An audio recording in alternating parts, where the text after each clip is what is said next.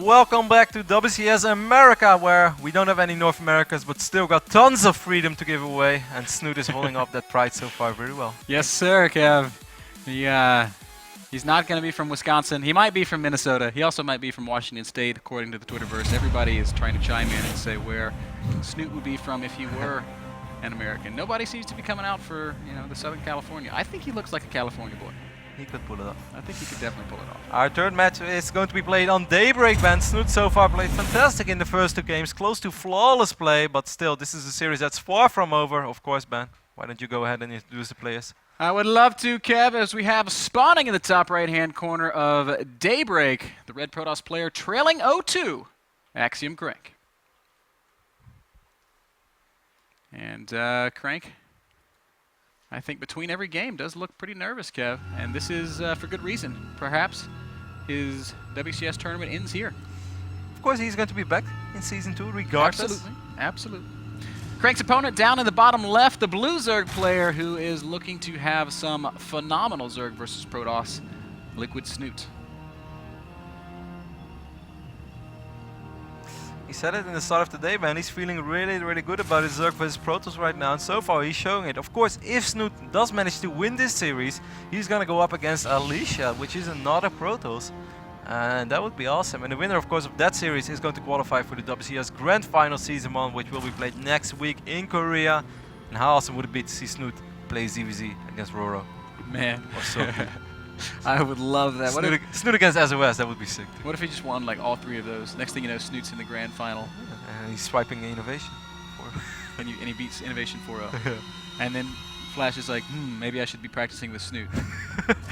That's like the biggest compliment. Like we get an impressed Flash meme. Flash is like, oh, oh, this Jens guy is almost as good as this Jurgen guy from Europe.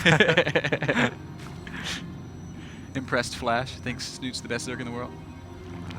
Pretty awesome. I want to see it.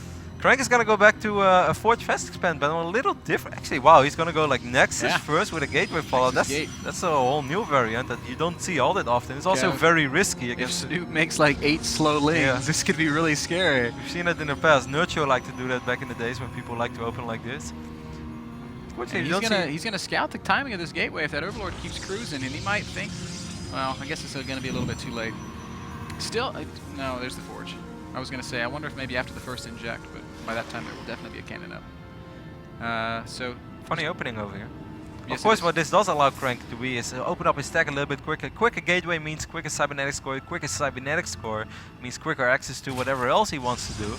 This is really good, but this is very risky against certain early pool openings. I do not believe Crank scouted at all. He does have a probe at his own like a watchtower. This is a build that you could see me do on ladder. I get really mad when people make early game.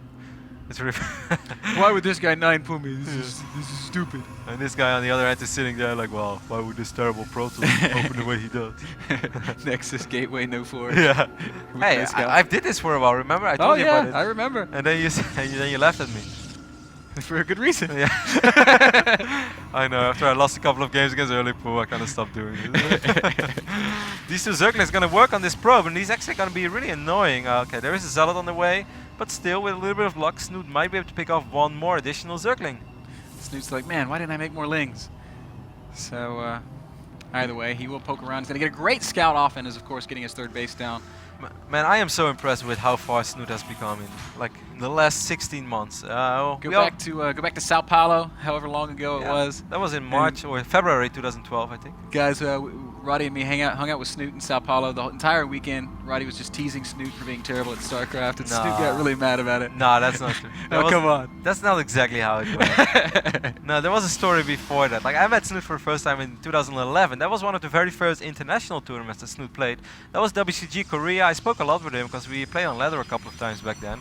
And he was in a group, I believe, with Morrow and Hawk, and I think he managed to defeat Morrow in the ZVZ, lost to Hawk, and then he went on to the round of 32 or the round of 16, where he lost against the Chinese Zerg. I believe it was Zigawa. It could have been F51 as well, but I'm pretty sure he lost to Zigawa, who ended up to be the runner-up at that event. That was the first time we heard of Snute. Back then, Team Liquid mentioned Snute as one of the players to watch for 2012, and man, he definitely showed that they were right in that regard. Definitely lived up to that prediction. Finally, a Stalker pops out to clean up this Ling, but a great scout by Snute, sees the spinning Forge, knows exactly what his opponent's up to, and even keeps his Overlord alive, doesn't have to sacrifice anything. And what I love most from Snute, of course, Snute won one of the very last big World Wings of Liberty tournaments. I won't say World of Warcraft. No, guys, he never played World of Warcraft. I'm sure of that. He did win a Dance Dance Revolution. Everybody's played World of Warcraft, Kev. I'm not sure about that. I think there are exceptions to be found. Every gamer has made at least a level 5 WoW character. I got to level 14 and then I was like, see? This game is not for me. I had one highlight though in WoW, I've told you many times, where I saw this one guy being on this quest. He had to kill this big, like, I don't know, elephant or something, and I could have helped him, but I needed the same quest. So I saw that he was losing the fight against the elephant, and then right when he died, I took on that quest and I killed the elephant. I was like, man, this game is fun. But after that, I've never played again. Oh, yeah, you're so BM. 6 gates coming down for Crank and a 7th, so it's going to be 8 gate plus 1, and Snute seems hip to it. He's making 6 roaches. And not just that, man, there is an Overlord slowly but steady heading into the main base of Crank, and that Overlord could get a massive scout off. And with those roaches that he has already, he is going to be, I think, more than fine. Man, this actually could be absolutely fantastic. He's already up to 33 army supply. All he has to do right now is just keep making roaches. As long as Snute keeps making units, with the 54 drones that he has against the 38 probes, he should eventually be able to be okay, man. Such a key scout. If he could afford it, I would love to see him squeeze in Burrow, but I just don't think there's money for it right now. Snute only has to produce units, just like you were saying, Kev. Even has a Spore Crawler there to help with this Mothership core, and that is going to be a big asset. Time Warp going down, but I don't know that that's really a necessary Time Warp right now. I probably would have wanted it later after a couple of warp ins. Snute has so many units already. There is no way this is going to work. He is never going to stop building units either, because he scouted all those gates. He knows that this is not just some gateway pressure. This is Crank just going all out on gateway units. Snute made roaches on the right moment. Those were the safety roaches he made earlier on as well. But as soon as he realized, hey, I'm going to need way more, he did make those. Yeah, perfect scouting from Snute. Excellent decision making here in this very important look at the supply, man. 117 against 70. It's 63 army supply right now against 32. A lot of these roaches are low in HP though, but what is key as well is this little bit of creep spread that he has going for him. Absolutely, allows him to push out all the way to this pylon. There is no detection in the army of Crank, so he can't kill that creep tumor.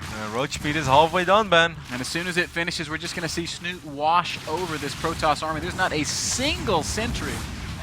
And that means no force field, no guardian shield, absolutely nothing to protect the army of Crank.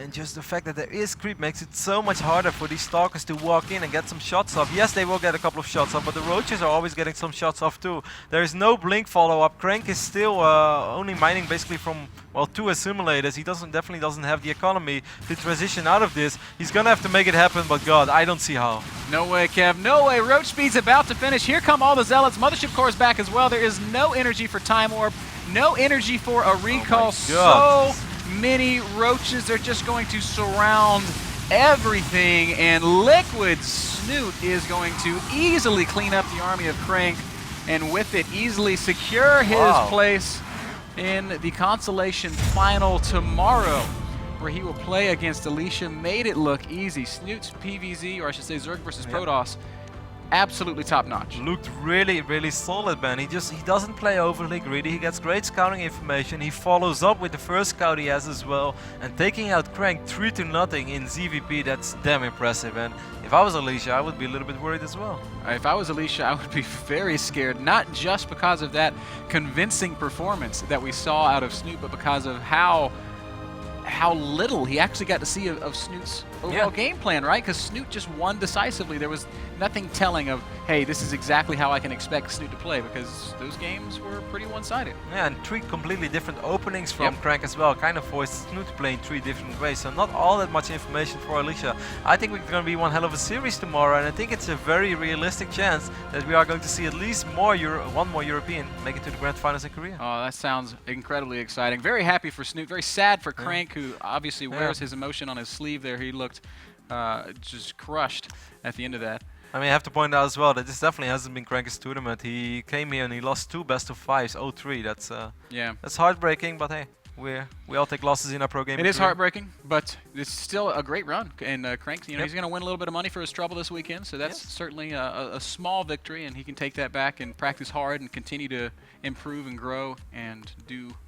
Guaranteed $3,500, and of course we are going to see Crank back in WCS America Season 2, where he's already guaranteed of $1,500, even if he would end up losing all of his first group stage games, but I don't think that's going to happen, so I'm definitely sure we're going to see way more of Crank than what we've seen today. I know Axel Toss is out front with Snute, our winner. I would love to hear what the Norwegian? I'm not sure how you're going to make that work, Ben. Norwegian? I want to hear what he has to say. Thank you, Ben. I guess we'll figure that out in a bit. Of course, I'm here with Snute, our winner of that last series against Crank with the 3-0. Were you expecting that? What's on your mind right now? I'm far more confident in CVP than in CVC, so I expected to win this match. I played Crank, I think it was on the ESET UK tournament, and I met him in some warm-ups on our barcodes. Right. And it went pretty well. So Wait, how did you know it was him? I looked, after I finished the game, I looked up over the monitor, and he was like, ah. So yeah, I was pretty confident. Now, did your strategy in that match, did that have anything to do with watching what Alicia did in the match earlier, considering, you know, their teammates, so might have similar styles? No, I just approached the matches with a fresh mindset and just used the scouting information. So didn't really tailor anything special. So you obviously fell to Revival earlier on in the day. How do you kind of adjust and keep your mentality positive, going from, you know, losing a very important match to playing well as you did against Crank and keeping your mindset right? I know that the last week I've been underperforming a bit. For example, in practice on the Korean ladder. Before the round of 16, I did really well, like top 50. And after that I was slumping a bit, especially in CVC. So, you know, I just kept a distanced mindset. I knew that my CVP is a lot better than my CVC. And, you know, after losing, there's no point in being sad and crying about it. So, you know, I was just trying to be as prepared as possible for this match. Yeah, you're definitely prepared now. You're going up against Alicia tomorrow. You said your ZVP is great. How confident are you that you're going to get the last spot at the global final in Korea? I think it's going to be a bit more difficult tomorrow because they will have time to study my strategies, and now they have lots of games to, you know, to kind of get used to my style, I guess, and maybe prepare some counters. But I'm fairly confident since I feel CVP is quite easy for me right now. Okay. Well, best of luck to you. I know a lot of people are cheering you on. Again, guys, that's Liquid Snute. Ben and Kevin, back to you guys. Thanks a lot, Axel Toss, and congratulations once again to Snute. You know, Kev, we talked about at the top of the show the Roddy blessing, and we predicted perhaps a Hero versus Snute final. Now, we cannot see that, but we may still see Snute going on to Korea if he performs tomorrow. Also noteworthy, Artosis predicted Crank to win this tournament. Don't do this to Dan. Dan, you've got to stop predicting. Stop making predictions. You're ruining careers, Artosis. Shame on you. We were very disappointed. Kev, you need to keep making as many predictions as you can. You need to predict that everybody wins, because then at least they'll go on to live fruitful lives and multiply. It's been a really fun day, game one, of course, Ben. We had a couple of awesome games, but I am super stoked for tomorrow. I think tomorrow morning we're going to kick things off with Snute against Alicia. It says Snute against Moonglade. That's not going to happen, guys. No worries. It's going to be Snute against Alicia. After that, we're going to have a 6 semi-final as well between Hero and Young. I think that's going to be some absolutely fantastic PvT. After that, Ben, I think you're going to finally have your wish, and you will be able to cast one ZVT. A ZVT. It'll be a good one. Revival versus Alive should be very, very exciting. I want to thank everybody for tuning in today and remind everybody what's at stake here. First place brings home $20,000 and 1,500 WCS points. That's a lot of WCS points. That almost brings you to BlizzCon. Almost brings you to BlizzCon by itself. 4 out of the 5 players that will be traveling to the WCS region finals, or season finals, I keep getting that wrong, but the WCS final in Korea, 4 of those 5 players have already been decided. Young, Hero, Revival, and Alive all qualify for the America region. Snute has another chance tomorrow. What are you giggling about? It's just always funny. I expected another America joke from you. You're the one making all the America jokes. I didn't do anything. You did. No, it's been a really fun day, Ben. And you should share something else as well. You know, guys, once upon a time, one of the first tournaments that Ben casted in Germany, he encouraged everybody in the Germany area to come to a certain event. Now, Germany is like the size of Texas, all right? So no, it's smaller than that. If MLG Dallas is happening, and I live in Austin, Texas, I can come out because I'm in the Texas area. Yeah, okay. Well, in Europe it doesn't work like that. Well, Europeans are afraid of travel, Well, I want which to makes no sense because they have so many awesome trains everywhere. But I want to encourage everyone in the New York area. And yeah, New York is a pretty big city. It's an even bigger state, but still, everyone in the New York area, even if you're from Buffalo, just drive down tomorrow because we're gonna have a BARCRAFT over here. Ain't that right, Ben? That's exactly right. And Roddy and me will be in the BARCRAFT. Oh, We're going to yes. cast a couple of games tomorrow, but we will be watching the final live from the floor of Legends. And we want all y'all to come out with us and buy us drinks. Really, that's what this is all about. Yeah. No, that's what We it can boils give down out a to. couple of drinks as well. Come on, Ben. Oh, we'll give out all the drinks. Spend that dirty custom money. That you're esports money? You hear that, guys? First round's on Rotterdam. Oh, yeah. All right, first round's on me. All right, see y'all tomorrow. It's been a blast. Cheers.